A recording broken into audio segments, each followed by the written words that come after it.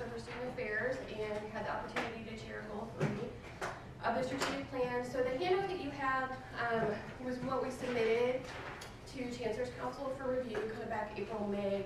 And I think it's just kind of a more concise version of what you're going to see here in the PowerPoint. So you should be able to kind of follow along on the page here as we go through the presentation. We had quite a few members join us on goal 3. So this is a list of our members. And if you'll raise your hand if you're here in the audience today. Wonderful, thank you for all of your help. As you noted, 2 of our students actually have graduated. So Jacob is our sole survivor here from this year. And I welcome the opportunity for any of our committee members to provide input. We had a lot of very rich conversations. We met bi-weekly throughout the spring semester, and as you will see as we go through, had pretty significant revisions to what we were originally provided in terms of goals and objectives. So if we need some memory jogs on what the basis of the conversation was, please feel free to chime in. I wanted to share a little bit about kind of what informed our process. So the previous strategic plan, New Reality Project, University Congress, University Quality Council's input and thoughts, and then as we were submitting ideas, those were going back towards Chancellor's Council and extended Chancellor's Council for review. Over this summer, all of the chairs were asked to present to extended Chancellor's Council about our progress, and so we did that, I think, around May or June. I also shared here 4 resources that we kind of kicked off our work with that were grounded in co-curricular learning, high-impact practices, etc. So the original goal that we were asked to look at was deliver a unique mix of programs and services that focus on transformational student learning and development outside the classroom and enhance in-class learning. We felt that this was a little wordy. We also, I think, had some discussion around the fact that regardless of how innovative we are, it's probably unlikely that there is much we're doing that's truly unique here, that likely there's something similar that is being done on other campuses, especially if they are wonderful practices, best practices, etc. So you'll see the revision here, and I'll talk a little bit about some of these components. So the revised goal that we've submitted is to deliver a mix of co-curricular programs and services across all campuses that enhance student learning and development. We felt that it was very important to include across all campuses, just to ensure and kind of reinforce that what we're talking about in goal 3 applies to our East St. Louis campus, applies to our Alton campus, that it's not solely grounded here at our Edwardsville campus. Questions so far? Okay. We also, and I'll give a little bit of history here, so goal 2, for those of you who are familiar with that, we felt like there was a lot of overlap potentially between goal 2 and goal 3. So goal 2 talked about very similar learning concepts in the classroom setting, whereas ours initially was really talking about that similar learning outside of the classroom. And I think for our group, we struggled with why those were being separated and delineated in that way. I will kind of hopefully retell a quick story about one of our discussions where we were chatting about, from the faculty who are in our group, why do you assign group work in a classroom setting? And what was shared were very similar to the things that we hope students get out of student involvement, student engagement, right? We want you to learn how to work with a diverse group of people. We want you to learn what your skills are and how those complement the skills of others. We want you to learn how to delegate. We want you to learn how to share responsibility. Those happen in a classroom as much as they happen outside the classroom. So we kind of took that in mind, and Jessica Harris, Dr. Harris, who chairs Goal 2, she and I had really ongoing conversations throughout the spring semester, trying to just kind of figure out how we didn't overlap each other, or whether really those should potentially be integrated. And I think she and I probably still have that question of whether Goal 2 and Goal 3 should be integrated together or not. But we wanted to really make sure that we understood as a campus what we were speaking about when we used the term co-curricular. So we felt that it was important to define what that meant. And so for us here, what we would put forward was that co-curricular activities develop competencies that deepen and broaden student learning and integrate with academic outcomes. Co-curricular programming contributes to the development of the whole self across the dimensions of self-identity, leadership, community membership, and global citizenship. Questions so far? Okay. So objective 1 that we would submit or offer forward is to provide opportunities for students to be exposed to, engage with, and enhance understanding and respect for diverse cultures and backgrounds. You can see at the bottom what the original was, so for those that can't see that, enhance understanding of diversity and global perspectives. So this is our revision, this is what we've submitted in bold.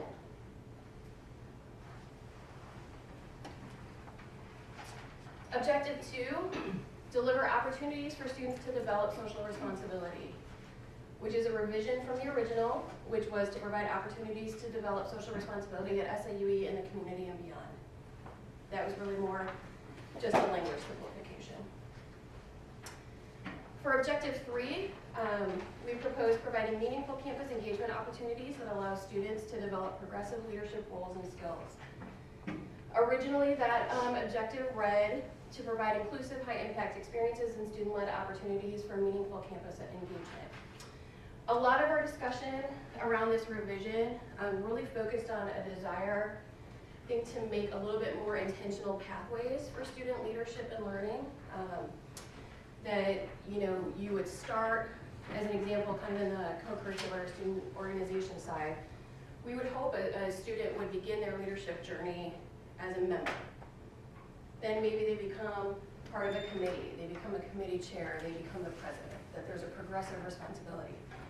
On the student employment side, that could look like you begin your experience, if you're in a residential setting, working with your hall council and move to RHA and move to a desk worker, maybe you're an RA, right? There's a kind of a progressive expansion of your leadership roles that comes from the fact that you're acquiring more leadership skills.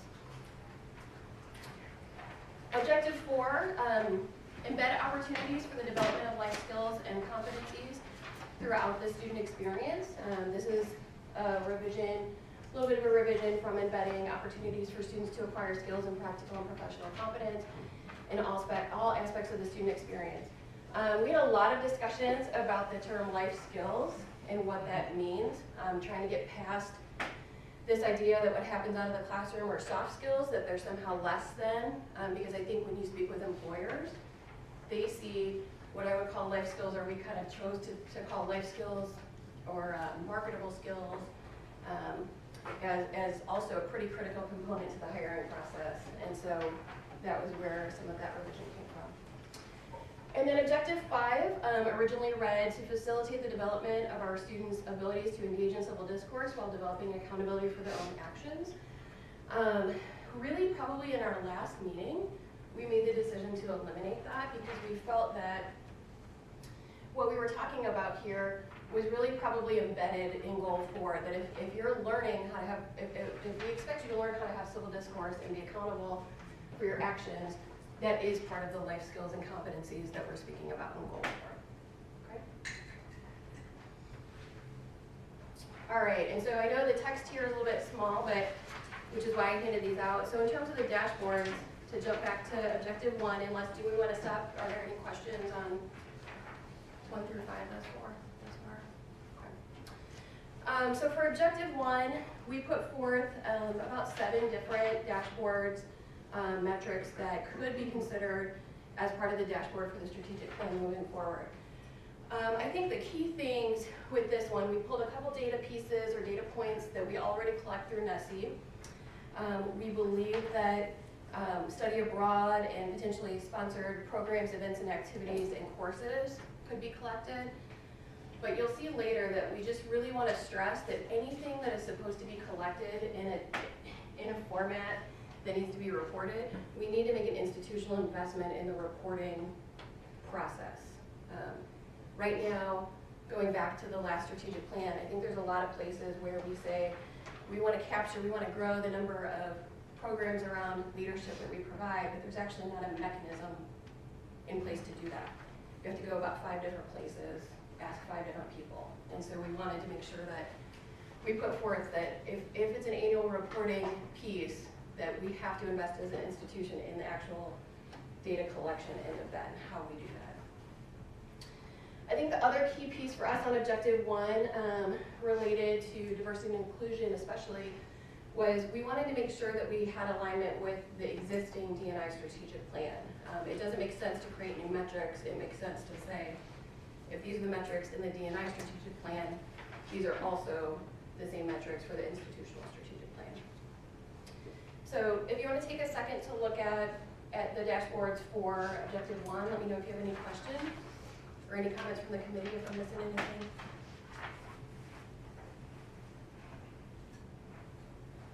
Yeah. Maybe just a small question. So the first one, when I read number 1 compared to number 2, it stands out to me like from different backgrounds, whereas in like number 1, I don't know if that's insinuated or if that, if I'm maybe just not. Yeah, great question. So the NESI, the items that are indicated as NESI data points, that's the actual data collection component in NESI as it's worded in NESI. Okay. So we didn't necessarily revise that. We said, hey, this is our place, we're asking basically the same question, so let's use what we're already collecting rather than collect something new. Yeah, we were not always 100% thrilled with how NESI does it, but we don't have that level of influence, so we figure, okay, we think we know what they're getting at, we know how we interpret it, so we just left them. So I did just, Phil Brown's not in the room, he'll just remind you that our return on NESI is about 14%, so it's not particularly high, not particularly low for a survey, but it's only about a return of 14%. Thank you. Yeah, Dave, go ahead. For the NESI ones, what are the strategies that we will use to improve our scores there? Is that what's below the NESI ones? No, the NESI or what we indicated are, hey, we're already collecting this, and the ones below that would be like the annual reporting are things that we feel are potential metrics to use. But again, with an understanding that we have to figure out how to do that. Yeah, we didn't do strategies yet. No action plans. Yeah. And I'll back up a second. So for those of you who aren't aware, my understanding is at this point, once we are kind of through these presentations, the work of the committee pauses and our work thus far moves to University Quality Council, and then that group will be responsible for the development of the KPIs. So we were asked to look at what are the metrics. So we didn't put any numbers to this. We didn't say we're currently at 23% and our strategic plan is we'll grow to 28%. That is going to be the work of the University Quality Council. Yep. I'm working for reassurance from University Quality Council. So. Jerry, how does that 14% compare to years past on the NESI return? You know, it's pretty much Is that been consistent? You know, you go, Phil reports that other institutions, it can be lower or higher. Rarely he's heard anything above 18 or 20%. Okay, I thought it used to be higher. I will say that as best we could, we tried to pick metrics that we could at least envision action plans for. Because there were a bunch of things that we thought, oh, we'd love to do that. I think, how in the hell could you ever pull that off? If we couldn't, sitting around the table, come up with at least one good idea, we didn't include those. So we think these are all actionable in some realistic ways and without being budgetary time bombs, you know. Okay. Objective 2. So as a reminder, that objective is deliver opportunities for students to develop social responsibility. As you'll see here, 2 of the metrics are embedded in NESI, but 4 of them would be new data collection points for us. So our student participation in the Green Dot bystander intervention training, our community service hours performed by student groups, student organizations, etc., our experiential learning activities, and philanthropy dollars raised by student organizations. This is another place where you see these footnoted ones here. We have done our very best to report on those in a system that probably isn't totally equipped to report that well. And so that's another place where if that's to be a metric, we have to figure out institutionally that can't just be what student groups reported in Kimmel, because that's only student organizations. right? That's not embodying student groups who aren't in that formalized process or who exist kind of outside of there. So that's where I think that's a better example maybe of when we say we need an institutional commitment to developing a process for that. That's a good example to look at. So questions on objective 2 or feedback? Yeah. Was there any discussion around the social responsibility is included in that kind of environmental recycling pieces? Was that considered part of that? And would we include any campus-wide, like, oh, we're striving to increase by X% the amount of, you know, cups filled at the water stations type of thing? Yeah, I think we had some of those on there initially. My sense is some of that may get picked up in goal 6, which is financial or institutional stability and sustainability Okay, and stewardship. And so, again, I think we sat around the table with lots of things and then went, I think this will probably get picked up here. Okay.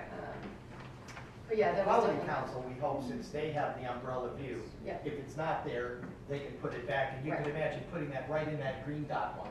Right. Right, you could do comma, blah, blah, blah, Yeah. comma, et cetera, Mhm. and just call it a day. But if, we don't want it to be in 2 places. That makes sense. Other questions, Sarah? Yeah, there's the like community service hours and dollars raised, but did you all talk about like other things like pounds of food collected or clothing donations or those sorts of other things that don't fall under those? Yeah, so we did, and I think again, we had some of those, because again, I know housing collects from like the US Again or USA Again, at the end of move out, kind of how much is recycled at move out in the residence halls. I think we were concerned that that wasn't scalable to the campus. So do we want that as a metric as it is, or there's no ability to scale that institutionally that we're aware of because they're kind of so segmented.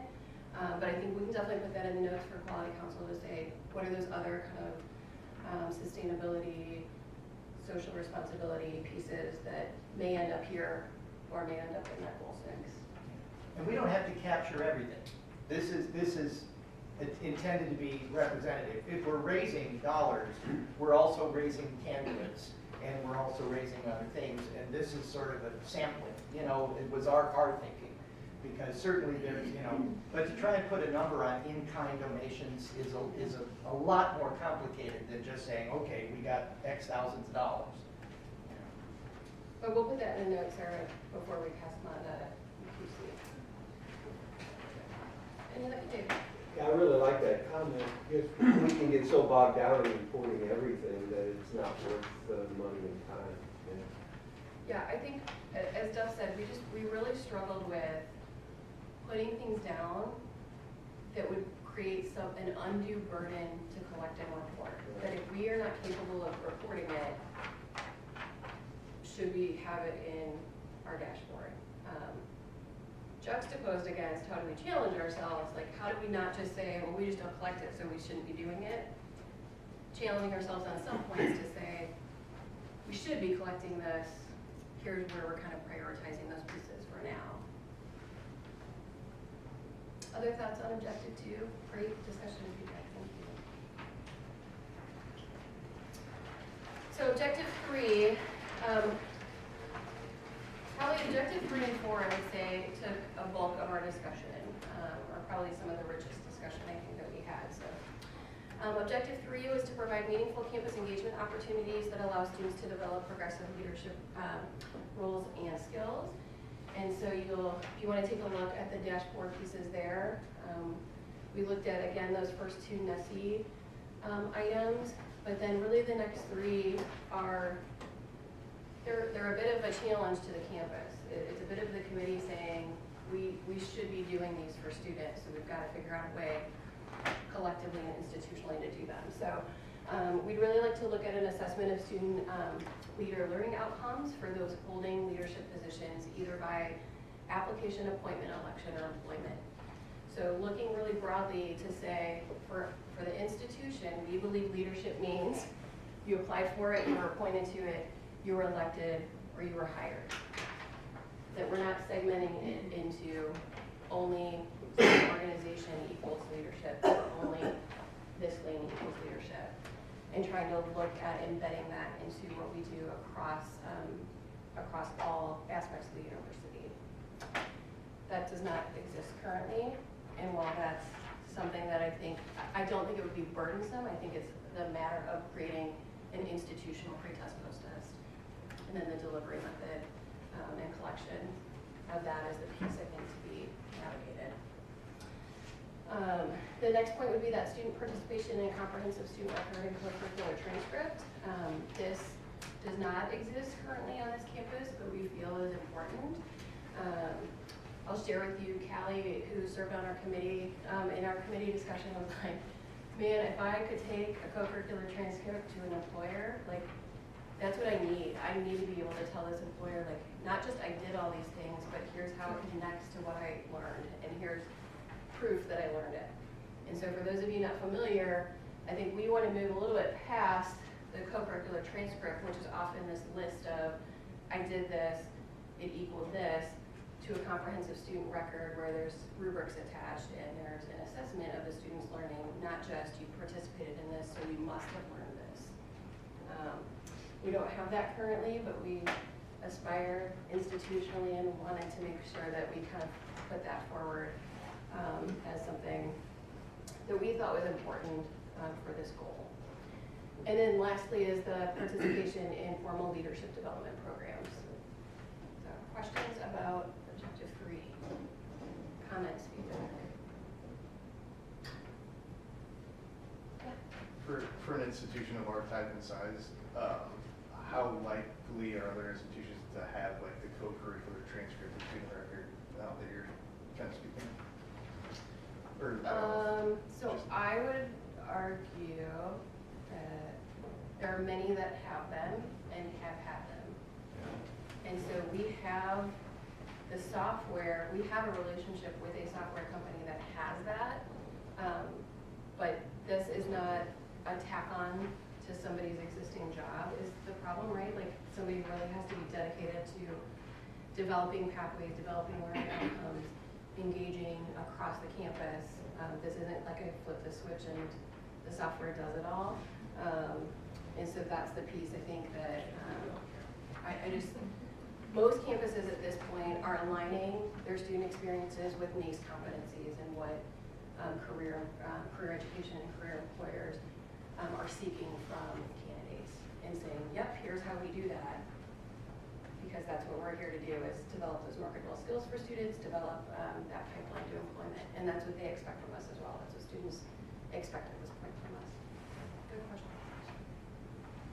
Anything else on objective 3? Doing okay on time? All right. Objective 4, embed opportunities for the development of life skills and competencies through the student experience. Again, the first two are NESI data. So when you read SIUE experience, that's not the program that exists here on this campus. That's actually what the metric is titled. One thing that we wanted to look at, again, as kind of that challenge to campus is a potential pre-test, post-test for GAs and TAs.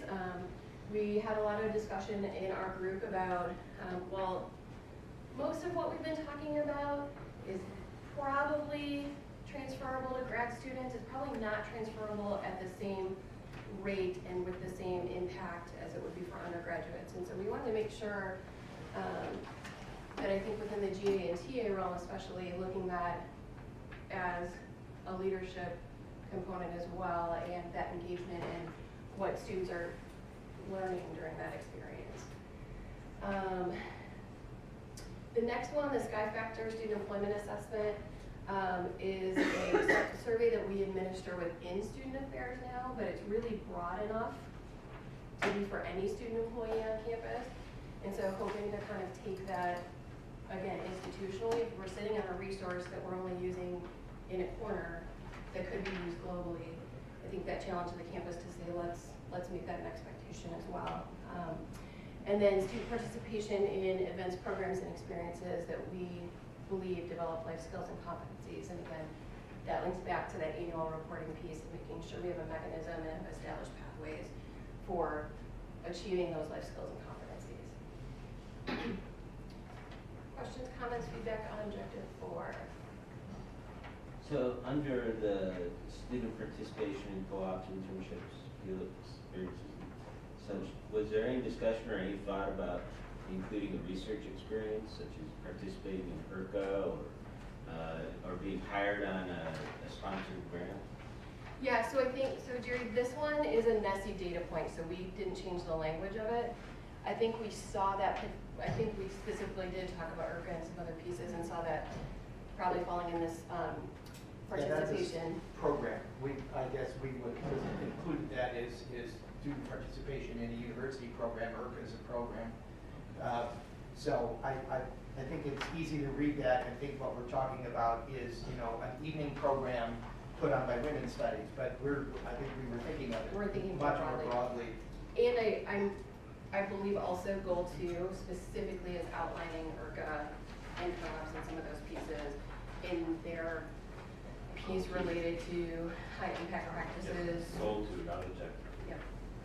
Oh, sorry, yes, goal 2.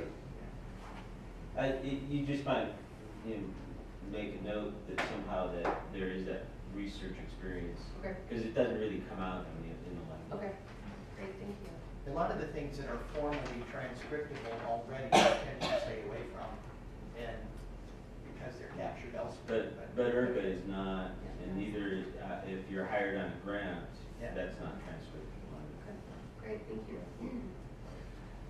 All right, and then really kind of in closing, and then we are happy to open it up for discussion, just a couple considerations and recommendations the committee want to make sure institutionally we were looking at. So again, with some of those footnotes, making sure that as we gather that data, the campus is considering a campus-wide reporting system for collection of that versus institutional research having to email 4 different people to figure out where service is happening, because it happens and it gets reported on the academic side one way, in the student org side one way, at the institutional faculty staff level one way. So how do we put that into a seamless process? Secondly, rather than develop application, we felt it was really important to just already match with some existing metrics. And so again, while we had some other thoughts potentially on some data sources or metrics to use, we want to make sure that, for example, we aligned with what was already being collected in the diversity and inclusion strategic plan or some other places that exist.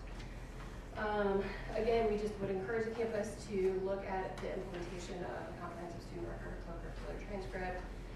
We would hope to partner, that there would be partnerships amongst the grad school, grad programs, administrative departments for the development of the learning competencies for GAs and TAs, and exploring with student employment the possible implementation of a campus-wide assessment for student employment.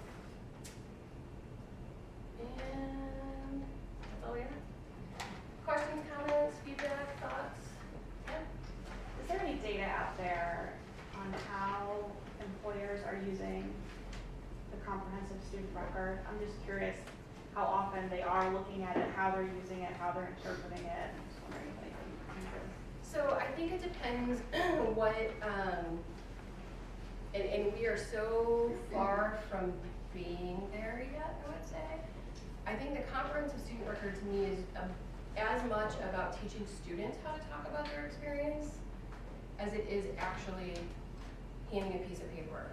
I don't see most students submitting a resume and a comprehensive student record. I see most students utilizing the comprehensive student record to talk about what they put on their resume and say, when I did this, here are the outcomes from that. Here are the opportunities I had. I think what we find on the student engagement side is students often just walk into a room and say, I was president of student government, as if the employer is supposed to know what that means. And I think a lot of employers go, oh, that must be a good thing. But what we really want is Jacob to be able to say, I worked with a diverse group of peers, I sat in a room with the chancellor and other high-level administrators and had meaningful and intentional dialogue to impact change on campus. But most of our students, Jacob is probably wonderful and can do that, but a good majority of students, we're not helping them understand even really what they're learning or how to speak about it and how to talk about it and how to connect it in the employment setting. seems like that would also be a career development center initiative too, Correct. because I know so much of their work involves helping students to make those Yes. connections. Yep. Absolutely. Other feedback, comments? And with the reporting, are they also looking at, like the campus-wide tool you would go into to reserve rooms? That often you're listing what's the event that would be sponsored, that either that tool can be enhanced for the metric or would be replaced if there's a better metric, and we're looking at what things can be turned off with a more comprehensive tool. I think that's exactly what we're kind of challenging the campus to look at, right? Is if EMS, as an example, which is where you reserve your rooms, is gonna be used campus-wide, and it sort of is, but we still have lots of places where somebody has a conference room and an event actually happens there that doesn't ever appear in EMS, but might be reportable. How do we capture those pieces? And I don't know in terms of the necessary modifications to that system, to say, here's the pieces we want to collect in event registrations or room reservations. So whether it's in there or if it's in another place, I think it's just a matter of what makes sense for that reporting piece. So. Good. Yeah. So when might we expect to actually get enough, enough down the road that we know if we're gonna actually do some of those things? Because, and I'm thinking of that because we got the dean of the graduate school, the chair of the grad council, and I'm looking at that last one thinking, okay, should we start? But I don't know, because that may fall off, after it comes out of the next committee, it may not. And so at what point do we do more than just fantasize and actually start thinking about action plans and such? Great question. So, probably by virtue of me being the chair of this and having some latitude in some places, I know within student affairs, we've started a brief discussion through our assessment team about developing competencies within student affairs, which we were working on as this discussion was happening.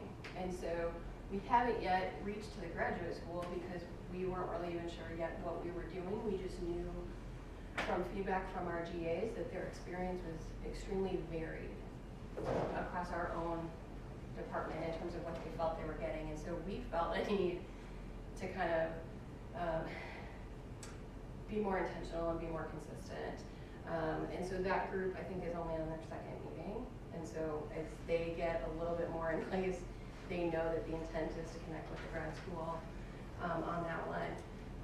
For goal 3, by virtue of having an existing relationship with a company called Campus Labs, we've actually taken multiple conference calls with them and have them coming to campus November 11th to talk about an additional module to what we have already that's related to this. And so we've reached across to Dr. Harris and Provost Cobb to ask them to be engaged in that conversation as well, because what we don't want to do is buy something that's only being used in this corner. So we're just sort of exploring, but I also think we need to sort of take cues from, as University Quality Council develops KPIs, we have to make sure if we're making investments, that we're investing in the things that we're going to be held accountable to as well. And same thing here, like the student employment assessment, we've been delivering to student affairs employees, and so it's just that question of, now we've got to get to financial aid, who oversees student employment, to say, how do we take this institutional? But aside from that, I think we wait for UPC and the chancellor to say, here are where the investments are, because we're one of 6 goals, right? So we know there's 5 other goals who are probably also putting forth things that would need resources. And so there's going to have to be some prioritization. At the risk of being overly practical, one of the things I worry about, for example, so we do the program reviews, and come about March, there's no time left for anything except those. So if those come back around to us in March, nothing is going to happen until the following September, because that's just the rhythm. And so some of these things I can see, because they're gonna be integrated into existing jobs and existing streams of activities, it's gonna come in and happen at different times, and that feels less intentional than I would like it to, you know? I guess though, as long as it all comes together, right? Yeah. Yeah, I think that's a good point. I think the key is if something rises to the level of being a priority for UQC and for the Chancellor's Council or Chancellor, I think we have to make sure that part of that conversation is an implementation plan for what is being placed here. That it's not, like, we can't just turn the switch and say, yep, we can do that tomorrow, because in most of these cases, we can't just do it tomorrow. We have to make sure that we're deploying that in a way that we can be successful.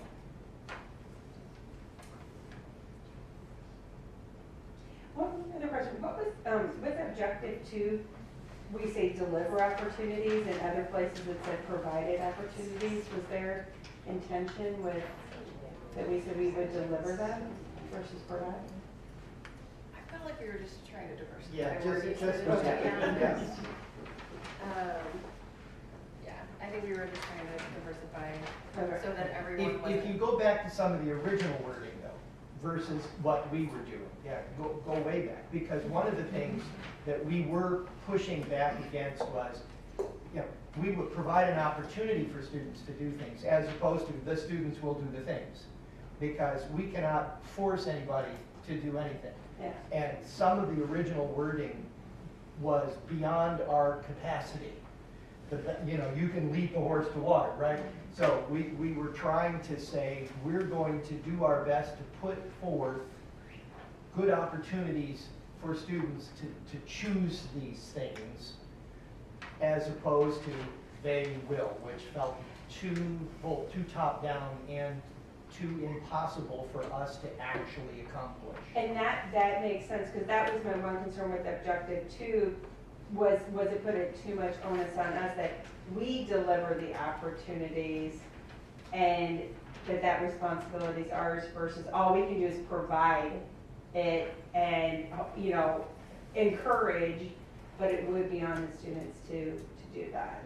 But note that the measures are the students actually. Yes, so the measures help with So that, yeah. however we deliver them, they need to be done in a way that we hopefully encourage students to participate. I can't speak for everybody. I use those two terms interchangeably when we were talking, which is, I think, yeah, we were just trying to not have everything sound exactly the same. Yeah. Any other questions, comments, feedback? All right, well, we'll be back here again on Halloween.